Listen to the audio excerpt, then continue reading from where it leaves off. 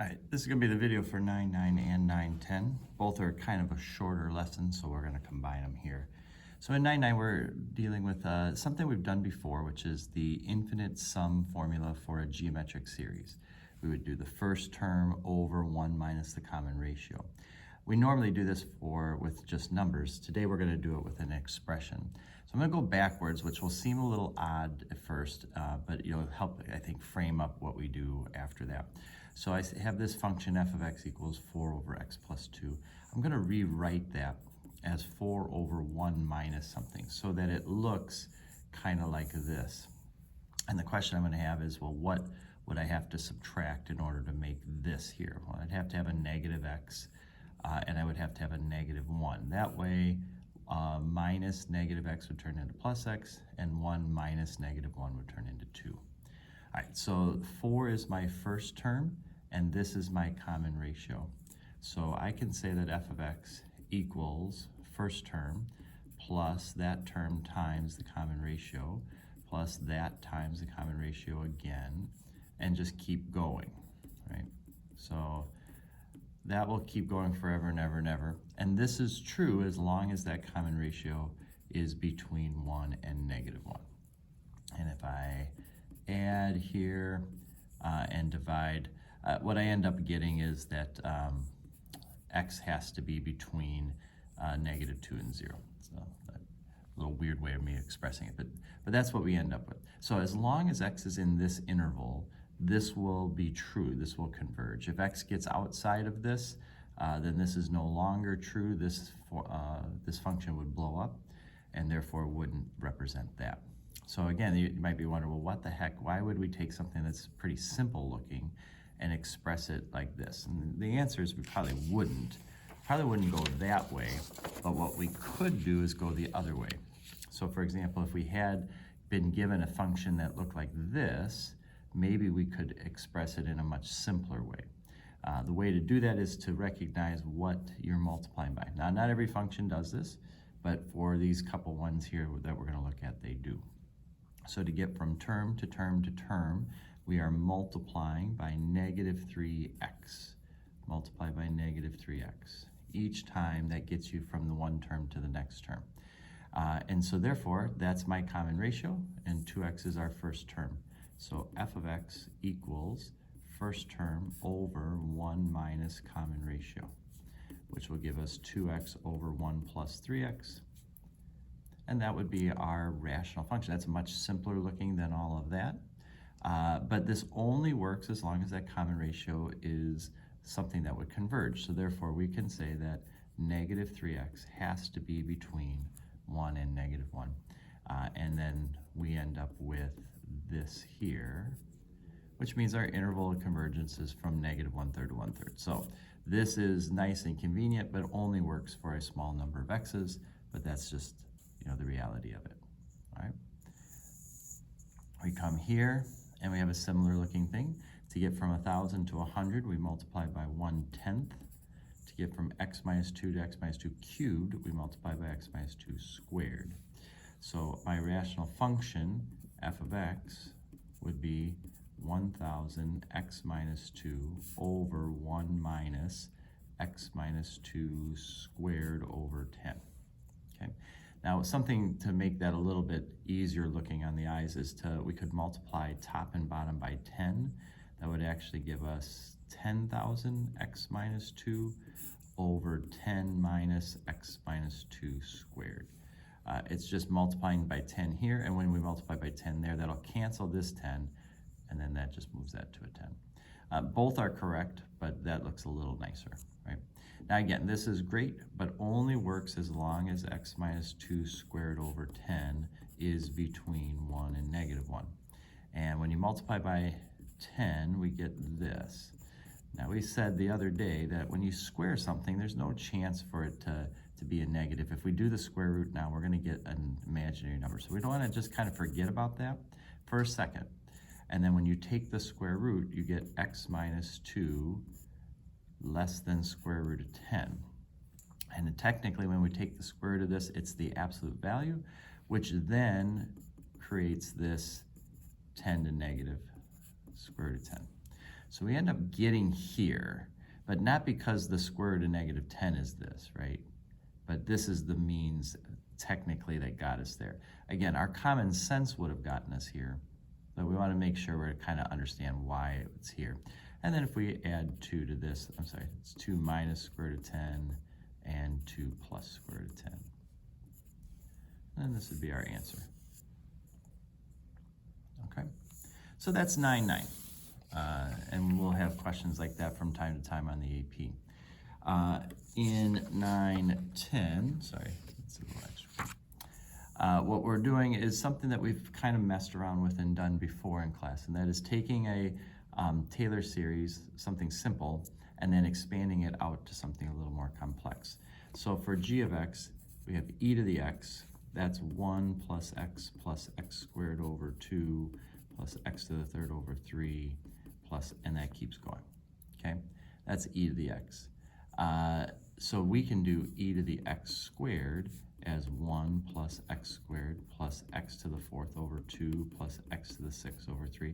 And what we're doing there is just taking the e to the x and putting x squared in for each of those x's and creating that. Now g of x is that minus 1, so the 1's going to go away, and then divide everybody by x, which will give us x plus x to the third over 2 plus x to the 5th over 3, and we want the first 5 terms. So the pattern is pretty simple, and we can, I'm sorry, that's a 4 and then a 5, okay? And even if we wanted to, we could make a general term pretty easily here. This would be x to the 2n minus 1 over n factorial, if we wanted to keep it going, all right? So that's our process. Start with something that's simple that we know, this e to the x, and then apply whatever change to x it is, and then do the rest of the outside stuff to it. All right.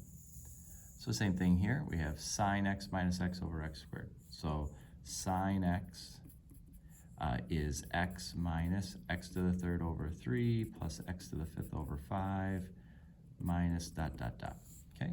This says take that sine x, subtract x, so we'll get rid of that, and then divide by x squared.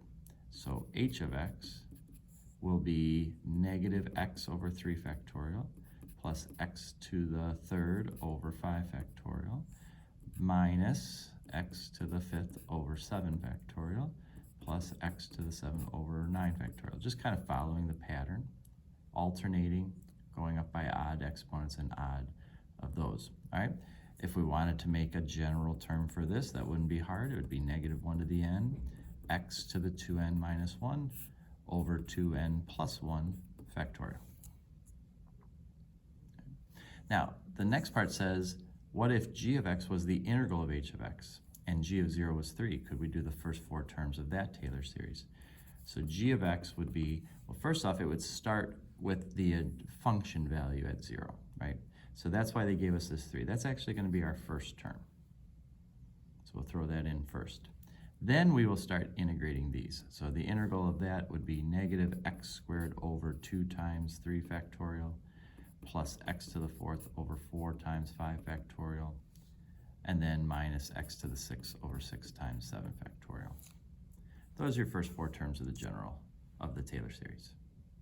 All right. Let's try that here. We want the first 4 terms of cosine x squared and use it to make this here. So we know cosine x is 1 minus x squared over 2 plus x to the 4th over 4 minus x to the 6th over 6. So cosine x squared would be 1 minus x to the 4th over 2 plus x to the 8th over 4 minus x to the 12th over 6, dot, dot, dot. We subtract 1 and divide everyone by x, then m of x would be negative x to the 3rd over 2 plus x to the 7th over 4 minus x to the 11th over 6. They wanted the first 4 terms. We can get the next one easy, 15 over 8. We could even do the general term. They didn't ask for it, but we could. It'd be negative 1 to the n. It would be x to the 4n minus 1 over 2n factorial. Okay. Now, this next one says, using the first three terms of m prime, we can approximate m prime 0.5 as this. Why can we say this is within 1/1,000,000th of the actual answer? Well, the key on that one is if you use well, first off, we need m prime x. So m prime x would be negative 3x squared over 2 factorial plus 7x to the 6 over 4 factorial minus 11x to the 10th over 6 factorial plus 15x to the 14th over 8 factorial. Okay, those are the first four terms of m prime. They're saying that we're using the first three terms of this to approximate m prime 0.5. So in other words, when you put 0.5 in for these, you get this answer, okay? Why can we say that's within 1/1,000,000th? Well, it's an alternating series, so when you use a certain number of terms to approximate, it's the next term that will be your maximum error. So our maximum error for this would be 15 times 0.5 to the 14th power over 8 factorial, and that's less than 1/1,000,000th. So that's why we can say that. All right, the last thing I want to show you is how to do this for something a little more unusual. This is not sine x squared. This is the sine of x squared. And if you wanted to find a third degree Maclaurin, you could go one of two ways. You could try to build out the t-table and do f of x, f prime, f double prime, f triple prime, and try to do this by hand. It gets a little nasty, but it's possible. It requires a chain rule into a product rule and stuff. As long as you're careful, you can do it. However, I like to do this a little differently. And the way we're going to do this is we're going to take sine x, and we know that sine x is x minus x to the third over 3 factorial plus x to the fifth over 5 factorial. Okay, that's sine x. And we're going to multiply that by itself. Okay. And I just created this problem today, so I might change the third degree for everybody. We'll see how this kind of plays out. So here's the deal. We're going to basically multiply this out and see what happens, all right? So if I take x times x, we'll get x squared. So sine x squared is x times x, x squared, x times this, which would be negative x to the fourth over 3 factorial, x times this, which is x to the 6th over 5 factorial, okay? And then minus x cubed 3 factorial times that would be minus x to the 4th over 3 factorial. And then this times this would be a positive x to the 6th over 3 factorial, 3 factorial. And then x to, we're going to go 6th degree. All right, 6th degree. And then x to the 5th times that would give us an x to the 6th over 5 factorial. Okay, so everything else that you would possibly multiply, like there's millions and millions of things that you could multiply because these are infinite series, but everything else that you would multiply here would give you a degree bigger than 6, okay? So we only need to multiply this out to get to that 6th power. So now what we say is sine x squared is equal to x squared, and then we have negative x fourth over 3 factorial, another negative x to the fourth, so that's a negative 2x to the fourth over 3 factorial, which is 6, okay? And then we have a 1 over 5 factorial. So actually, I'm going to just reduce. I'm going to decide to do this now. We'll make that a 1/3 or an x to the fourth over 3. Okay. All right, now as far as the 6 goes, we have 3 of them. We have a 1 over 120. We have a 1 over 6 times 6, which is 36. And then we have another 1 over 120. All right, so I want to try to get a common denominator for this if I can. It looks like 120, 36. If I do a little bit of work here, maybe 360 would be the best one. So if I switch these to 360, that's going to be 3 over 360. This will be 3 over 360. And this will be 10 over 360. And we'll get 3 plus 10 plus 3, which is 16 over 360, which is 8 over 180, which is 4 over 90, which is 2 over 45. Looks like that reduces all the way down to 2x to the 6 over 45.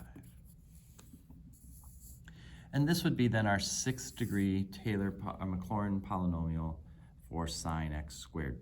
And this could be a question that's on a multiple choice, or maybe even the end part of a free response, but that's how we could set it up and do it.